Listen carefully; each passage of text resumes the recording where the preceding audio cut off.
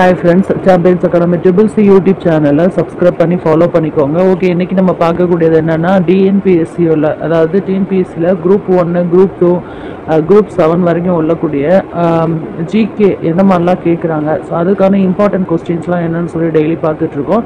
So இன்னைக்கு வந்து டே 2, ஏற்கனவே டே 1 போட்டிருக்கோம். அது பார்க்காதவங்க பார்த்துருங்க. இது TNPSCக்கு ப்ரிப்பேர் பண்ணுறக்கூடிய GK. ஸோ இந்த காம்படேட்டிவ் எக்ஸாமில் நம்ம ஜெயிக்கணும் அப்படின்னா போட்டித் தேர்வில் வெற்றி பெற்று நடத்தக்கூடிய இந்த சாம்பியன்ஸ் அகாடமி ட்ரிபிள் சியை நீங்கள் ஃபாலோ பண்ணிங்கன்னா மார்னிங் டெய்லி 6 o'clock உங்களுக்கு இந்த ஜிகே குவைஸ் வரும். இன்றைக்கி நம்ம வேகமாகவே பார்த்துடலாம். ஓகேவா? ஓகே, 51 நேற்று ஒரு 50 பார்த்தோமா, இன்னைக்கு 51 கொஸ்டின். 51வது கேள்வி, தமிழகத்தில் சட்டமன்ற மேலவை எப்போது நீக்கப்பட்டது? 1986. தமிழகத்தில் சட்டமன்ற மேலவை எப்போது நீக்கப்பட்டது? 1986. மாநில அமைச்சர்கள் சட்டமன்றத்திற்கு பொறுப்பானவர்கள் பற்றி கூறும் சரத்துக்கள் எவை? ஆர்டிகல் 164. அதாவது மாநில அமைச்சர்கள் சட்டமன்றத்திற்கு பொறுப்பானவர்கள் பற்றி கூறும் சரத்துக்கள் எது? ஆர்டிகல் 164. கடகடன் பார்த்துட்டே போகிறோம், ஏன்னா திரும்ப ரிப்பீட்டடாக நம்ம அடுத்தடுத்த டெஸ்ட்லாம் கொடுப்போம். ஸோ தொடர்ந்து நீங்கள் பார்த்துட்டே இருங்க. தமிழகத்தில் சட்டமன்ற மேலவை எப்போது நீக்கப்பட்டதுன்னு கேட்டால் 1986. மாநில அமைச்சர்கள் சட்டமன்றத்திற்கு பொறுப்பானவர்கள் அப்படிங்கிற சரத்து எது அப்படின்னு கேட்டால் ஆர்டிகல் 164. அடுத்து, தேசிய விதை கழகம் நிறுவப்பட்ட ஆண்டு 1963. இந்த மாதிரி இயர் வரும்போது நோட் பண்ணி வச்சுக்கோங்க. தேசிய விதை கழகம் நிறுவப்பட்ட ஆண்டு 1963. ஓகே, நெக்ஸ்ட் வந்து பார்க்கலாம். இந்தியாவின் மக்கள் தொகை கட்டுப்பாட்டிற்கான அறிமுகத்தை கொண்டு வரப்பட்ட ஆண்டு. இந்தியாவில் மக்கள் தொகை கட்டுப்பாட்டிற்கான அறிமுகத்தை கொண்டு வரப்பட்ட ஆண்டு. 54வது கொஸ்டின் வந்து 1971. மக்கள் தொகை கட்டுப்பாட்டை அறிமுகப்படுத்தின வருஷம் எப்போனா 1971. அதுக்கு முன்னாடி வரைக்கும் நிறைய குழந்தைகள் வந்து இருந்தாங்க. ஓகே, அடுத்து பார்க்கலாம். 55வது கேள்வி, வங்காளம் எந்த துணிகள் உற்பத்தியில் புகழ் பெற்று இருந்தது? காலிகோ துணி. வங்காளம் வந்து எந்த துணிகள் உற்பத்தியில் புகழ் பெற்று இருந்தன? காலிகோ துணி. ஓகேவா?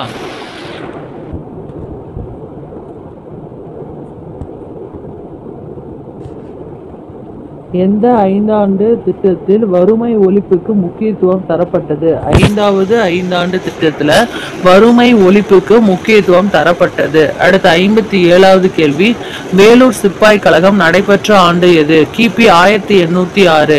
வேலூர் சிப்பாய் கழகம் நடைபெற்ற ஆண்டு கிபி 1806. 58வது கேள்வி, 1857ஆம் ஆண்டு புரட்சியை முதல் இந்திய சுதந்திர போர் என்று குறிப்பிட்டவர் யார்? சவார்கர். 1857ஆம் ஆண்டு புரட்சியை முதல் இந்திய சுதந்திர போர் அப்படின்னு சொன்னது யாரு? சவார்கர். இதெல்லாம் வந்து நீங்கள் இந்த மாதிரி ஜிகேலாம் வந்து நீங்கள் படித்ததுலலாம் இருந்திருக்காது. ஸோ இது வந்து நான் வந்து இம்பார்ட்டன்ட் கொஸ்டினாக வந்து கலெக்ட் பண்ணி உங்களுக்கு கொடுக்குறோம். ஆங்கிலேயர் ஆட்சி காலத்தில் இருந்த இந்திய சிப்பாய்களின் எண்ணிக்கை எத்தனை? 1,60,000. ஆங்கிலேயர் ஆட்சி காலத்தில் இருந்த இந்திய சிப்பாய்களோட எண்ணிக்கை எத்தனை? 1,60,000.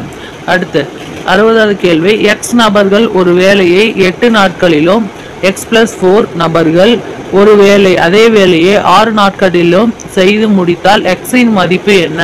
இந்த மேக்ஸை வந்து நோட் பண்ணிக்கோங்க. டக்குன்னு ஒர்க் அவுட் பண்ணி பாருங்க எவ்வளோ வருதுன்னு.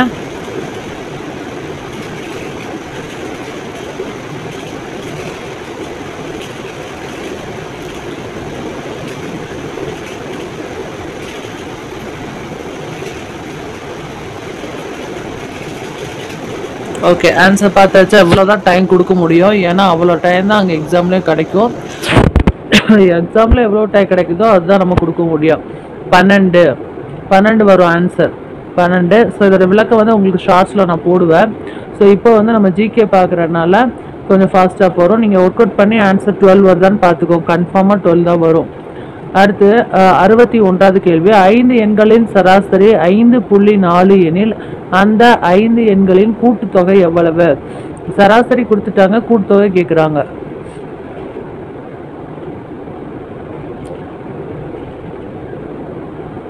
இப்படிதான் உங்களுக்கு வந்து ஆப்டிடியூட் கொஸ்டின்ஸ்லாம் வரும்.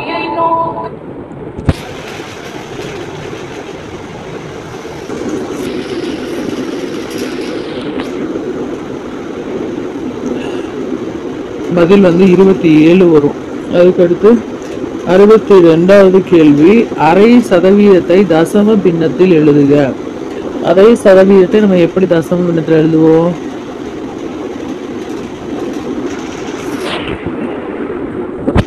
(0.005) அரை சதவீதத்தை தசம பின்னத்தில் எழுதுகன்னா 0.005. அடுத்து,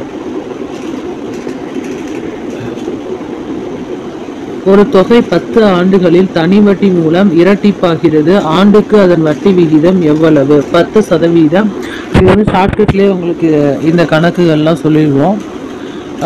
ஸோ அது ஷார்ட்ஸில் நீங்கள் பார்த்துக்கலாம். ஒரு தொகை 10 ஆண்டுகளில் தனி வட்டி மூலம் இரட்டிப்பாகிறது. ஆண்டுக்கு அதன் வட்டி விகிதம் எவ்வளவு? அப்போ வட்டி விகிதம் கேட்டிருக்காங்க. இதுக்கு வந்து நம்மளுக்கு பதில் வந்து 10% வரும். அடுத்து 64, எக்ஸ் மற்றும் ஒய் வயதுகளின் வித்தியாசம் 12 வருடங்கள். எக்ஸின் வயது ஒய்யின் வயதை போல் 3 மடங்கு எனில் ஒய்யின் வயது என்ன? 6. எக்ஸ் மற்றும் ஒய் வயதுகளின் வித்தியாசம் 12 வருடங்கள். அப்ப எக்ஸின் வயது ஒய்யின் வயதை போல் 3 மடங்கு எனில் ஒய்யின் வயது என்ன? 6. அடுத்து 65வது கேள்வி. இந்த கணக்கை பாருங்க. ஏ 10 மீட்டர் கிழக்கே செல்கிறான். பின்னர் வடக்கு திரும்பி 15 மீட்டர் செல்கிறான். பின்னர் தெற்கு நோக்கி 15 மீட்டர் செல்கிறான். அவன் புறப்பட்ட இடத்திலிருந்து எவ்வளவு தூரத்தில் இருப்பான்? 10 மீட்டர் கிழக்கே செல்கிறான். ஏ அப்படிங்கிறவங்க 10 மீட்டர் கிழக்கே செல்கிறான். பின்னர் 15 மீட்டர் வடக்கே செல்கிறான். அதுக்கப்புறம் தெற்கு நோக்கி 15 மீட்டர் செல்கிறான். அவன் புறப்பட்ட இடத்திலிருந்து எவ்வளவு தூரம் சென்றிருப்பான்? ஆன்சர் வந்து என்ன வரும்னா 2 மீட்டர் வரும். ஸோ இந்த மேக்ஸ் ஃபுல்லாமே நீங்கள் ஷார்ட்ஸில் வந்து உங்களுக்கு வந்துடும். ஓகேவா?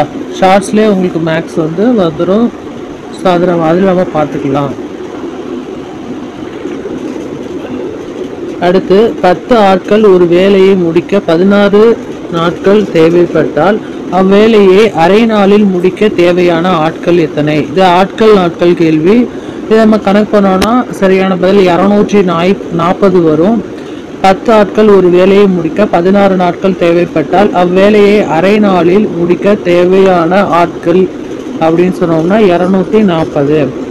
அடுத்து 67வது கேள்வி, A, B, C இன் சராசரி 12, B, C இன் சராசரி 15 எனில் A இன் மதிப்பு காண்க. 6 அப்படிங்கிறதா சரியான பதில். A, B, C இன் சராசரி 12, B, C இன் சராசரி 15 எனில் A இன் மதிப்பு காண்க. 6. இதுதான் வந்து சரியான பதில். அடுத்து 68, 500 20% இன் 15% இன் 10% என்பது எவ்வளவு வருது? 150 வரும். கரெக்டாக அப்படியே சதவீதம் கணக்கு பண்ணிட்டே எதனா தெரியும். ஸோ இதெல்லாமே உங்களுக்கு ஷார்ட்கட்ஸில் வரும். ஸோ ஆன்சர் வந்து 150. அடுத்து 69வது கேள்வி, 2 ஆண்டுகளுக்கு ரூபாய் 4 வட்டி விகிதத்தில் தனி வட்டி கூட்டு வட்டி இவைகளின் வித்தியாசம் ரூபாய் 25 எனில் அசல் எவ்வளவு?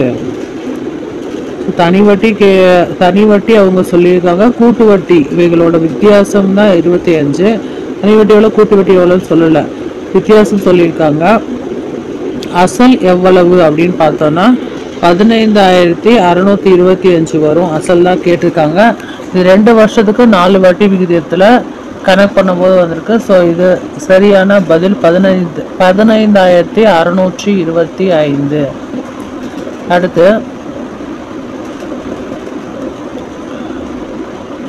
ஒரு புகைவண்டி முதல் 5 கிலோமீட்டர் தூரத்தை 30 கிலோமீட்டர் மணி வேகத்திலும் அடுத்த 15 கிலோமீட்டர் தூரத்தை 45 கிலோமீட்டர் மணி வேகத்திலும் கடக்கிறது. அந்த புகைவண்டியின் சராசரி வேகம் எவ்வளவு? 40 கிலோமீட்டர். மணிக்கு எவ்வளோ? 40 கிலோமீட்டர். அதுதான் சரியான பதில். இது பார்த்தோன்னே நம்மளுக்கு தெரிஞ்சிடும். ஸோ அதோட ஷார்ட்கட்ஸ் எல்லாமே உங்களுக்கு ஷார்ட்ஸில் வந்துடும். அடுத்து 71வது கேள்வி.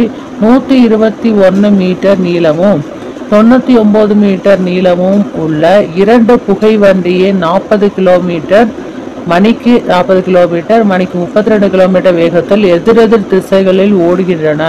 அவை ஒன்றோடு ஒன்று கடக்க ஆகும் நேரம் எவ்வளவு? 11 வினாடிகள். 11 வினாடிகள்.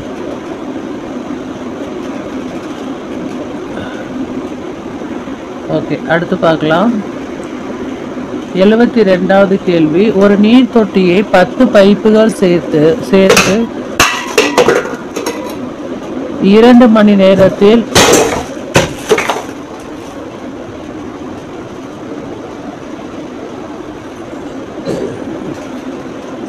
2 மணி நேரத்தில் நிரப்புகின்றன. அதில் 4 பைப்புகள் திறக்காமல் இருப்பதால் அந்த நீர் தொட்டியை மற்ற பைப்புகள் எத்தனை மணி நேரத்தில் நிரப்பும்? சரியான பதில் வந்து நம்மளுக்கு 3 மணி 20 நிமிடம் வரும். ஒரு தடவை ஸ்டாப் பண்ணிட்டு கூட நீங்கள் இந்த சம்மை வந்து போட்டு பார்த்துட்டு அப்புறம் திரும்ப ப்ளே பண்ணிக்கோங்க. ஓகேவா? அடுத்து பார்க்கலாம். முதல் 50 இயல் எண்களின் சராசரி எண் என்ன? இது நம்ம எடுத்தோடனே இது ஒரு மெமரியில் ரீச் ஆகிற மாதிரி வச்சுக்கோங்க. ஃபர்ஸ்ட் 50 இயல் எண்களோட சராசரி எண் வந்து 25.5. ஒரு எண்ணின் 20% 12 எண்ணில் அந்த எண் என்ன? 60 வரும். இப்படி கால்குலேட் பண்ணியே காட்டிருக்கோம். ஸோ 60 வரும். அடுத்து 75வது கேள்வி. அசல் தொகை ரூபாய் 10,000க்கு 3 வருடங்களில் 10% வட்டி வீதத்தில் கிடைக்கும் கூட்டு வட்டி எவ்வளவு? ஸ்டாப் பண்ணிட்டு செஞ்சு பாருங்க. ஆன்சர் வந்து என்ன வரும்னா ரூபாய் 3,310 வரும். அடுத்து ஒரு கைகாட்டியை கடக்க 180 கிலோமீட்டர் நீளம் உள்ள ஒரு புகைவண்டி 18 வினாடிகள் எடுத்துக்கொள்கிறது எனில் அதன் வேகம் கிலோமீட்டர் ஹவரில் எவ்வளவு? 36 கிலோமீட்டர் ஹவர்ல வருது. அதாவது மணிக்கு 36 கிலோமீட்டர். அடுத்து வருவாய்த்துறை அதிகாரிகள் யாருடன் நேரடி தொடர்பு கொண்டுள்ளனர்? மக்களிடம். வருவாய்த்துறை அதிகாரிகள் யாரிடம் நேரடி தொடர்பு கொண்டுள்ளனர்? மக்களிடம் நேரடி தொடர்பு கொண்டுள்ளனர். ஓகேவா? நீண்ட கால குத்தகைகள் எதில் பதிவு செய்யப்படும்? உரிமை மாற்றம் பதிவேடு. நீண்ட கால குத்தகைகள் எதில் பதிவு செய்யப்படும்? உரிமை மாற்றம் பதிவேடு. பசலிக்கான உத்தேச கேட்பு எந்த மாதம் கணக்கிடப்படுகிறது? டிசம்பர். பசலிக்கான உத்தேச கேட்பு எந்த மாதம் எப்பவுமே கணக்கிடப்படுவாங்க? டிசம்பர். அடுத்து 80வது கேள்வி. எப்பிரிவின் படி நில அளவை முடிக்க வேண்டும்? 13வது பிரிவின் படி நில அளவை முடிக்க வேண்டும். நில அளவை எப்பிரிவின் படி முடிக்க வேண்டும்? 13வது பிரிவின் படி நில அளவை முடிக்க வேண்டும். அசையும் சொத்தை ஜப்தி செய்ய என்ன தயாரிக்க வேண்டும்? படிவம் 2. அசையும் சொத்தை ஜப்தி செய்ய என்ன தயாரிக்க வேண்டும்? படிவம் 2. அடுத்து 10க்கு மேல் 20 மணிக்கு வரி எவ்வளவு? கணக்கு பண்ணி பாருங்க. 10க்கு மேல் 20 மணிக்கு வரி எவ்வளவு? 1.5%. அடுத்து சார்பதிவாளர் அலுவலகத்திலிருந்து வரும் மனுக்கள் வட்டாட்சியர் அலுவலகத்தில் எதில் பதிவு செய்ய வேண்டும்? சட்ட பதிவேடு 6 to 1. சார்பதிவாளர் அலுவலகத்திலிருந்து வரும் மனுக்கள் வட்டாட்சியர் அலுவலகத்தில் எதில் பதிவு செய்ய வேண்டும்? சட்ட பதிவேடு 6 to 1.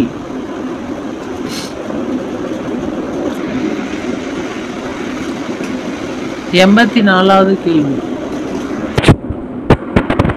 பட்டதாரருக்கு உள்ள நிலங்கள் இந்நிலம் எங்கு அமைந்திருக்க கூடாது? நடுப்பகுதி அமைந்திருக்க கூடாது.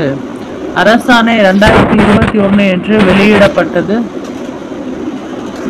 25/9/1976. அரசாணை 2021 என்று வெளியிடப்பட்டது 25/9/1976. தமிழ்நாடு பொது நம்பகங்கள் சட்டம் எந்த ஆண்டு இயற்றப்பட்டது? 1961. தமிழ்நாடு பொது நம்பகங்கள் சட்டம் எந்த ஆண்டு இயற்றப்பட்டது? 1961. அரசாங்கத்திற்கான வரம்பு என்ன? 2 லட்சத்துக்கும் மேல். அரசாங்கத்திற்கான வரம்பு என்ன? 2 லட்சத்துக்கும் மேல்.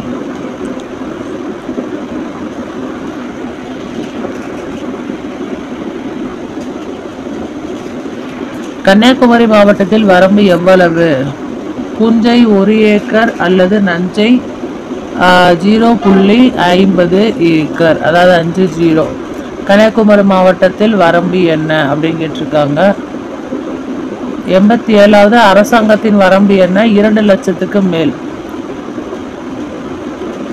88வது கேள்வி, கன்னியாகுமரி மாவட்டத்தில் வரம்பு எவ்வளவு? புஞ்சை 1 ஏக்கர் அல்லது நஞ்சை 0.50 ஏக்கர். அடுத்து 89வது கேள்வி, வீட்டுமனை பெற கிராமப்புறத்தில் வசிப்போரின் ஆண்டு வருமானம் எவ்வளவாக இருக்க வேண்டும்? 16,000. வீட்டுமனை பெற கிராமப்புறத்தில் வசிப்போரின் ஆண்டு வருமானம். வீட்டுமனை பெற கிராமப்புறத்தில் வசிப்போரின் ஆண்டு வருமானம் எவ்வளவு இருக்க வேண்டும்? 16,000 ரூபாய். 16,000%. அடுத்து 190, அதாவது 90வது கேள்வி, நிலமாற்ற நேர்வில் விளம்பரம் எவ்வாறு செய்யப்படும்? தண்டோரா மூலம். நிலமாற்ற நேர்வில் விளம்பரம் எவ்வாறு செய்யப்படும்? தண்டோரா மூலம்.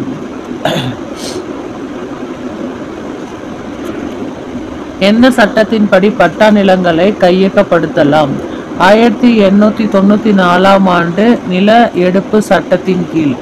1894 ஆண்டு நில எடுப்பு சட்டத்தின் கீழ் பட்டா நிலங்களை எந்த சட்டத்தின்படி பட்டா நிலங்களை கையகப்படுத்தலாம்? 1894 ஆண்டு நில எடுப்பு சட்டத்தின் கீழ். 10 மாதத்திற்கு மேல் நிலத்தில் இருக்கும் பயிர்களுக்கு 1 ஏக்கருக்கு தண்ணீர் தீர்வை எவ்வளவு? 28%. ரூபாய் 28%.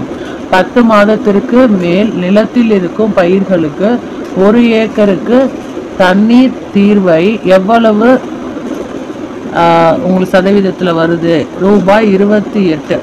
10 மாதத்துக்கு ரூபாய் 28 ஏக்கருக்கு, 1 ஏக்கருக்கு. அடுத்து 93வது கேள்வி, ஒரு பசுலி ஆண்டு என்பது என்ன? ஜூலை மாதம் தொடங்கி முதல் ஜூன் மாதம் முடிய உள்ள காலம் ஒரு பசுலி ஆண்டு ஆகும். அடுத்து